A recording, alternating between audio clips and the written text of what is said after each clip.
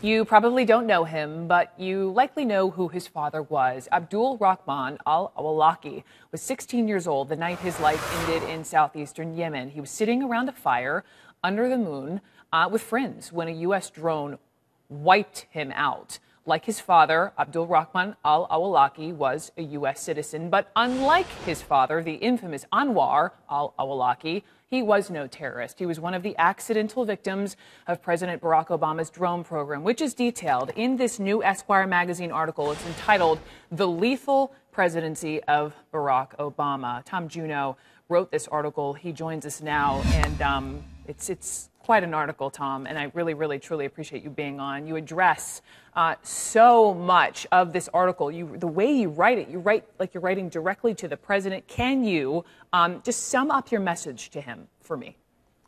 My message to him would be that we understand that you know that you have to do what you have to do to keep this country safe, but you have to keep everything entirely in secret, especially when you kill an American citizen.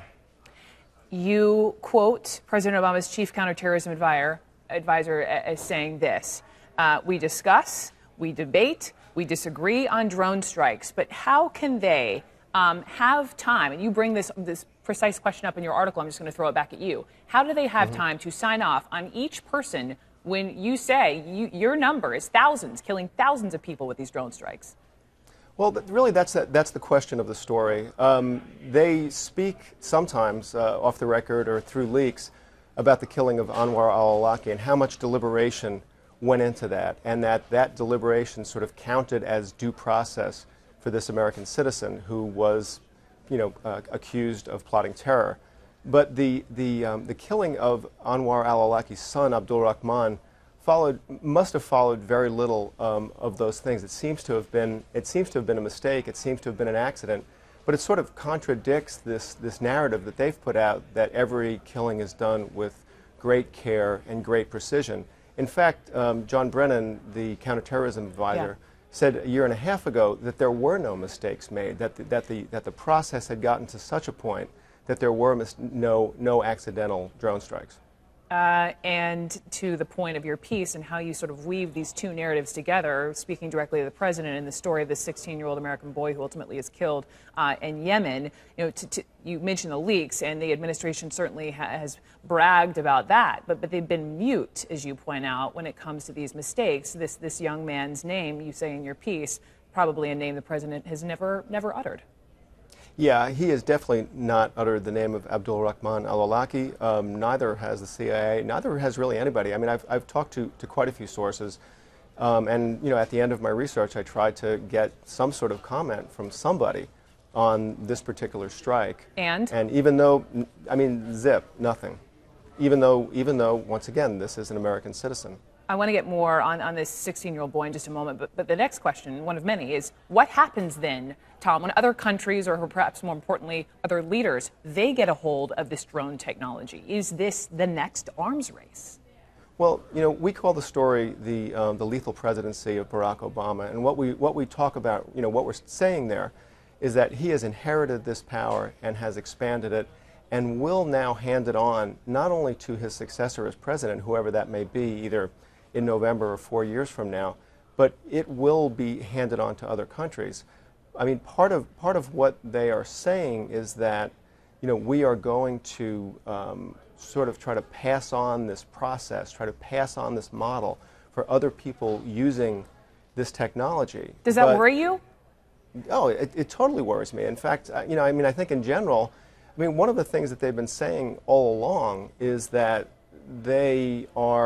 that this procedure, that this process is moral because they are moral men involved in it. And, our Constitution is sort of built to sort of guard against that very presumption. But Tom, let me just jump in, because you look at the alternative. What would we do? Invade sovereign countries, round up these terror suspects for prosecutions that would likely never happen?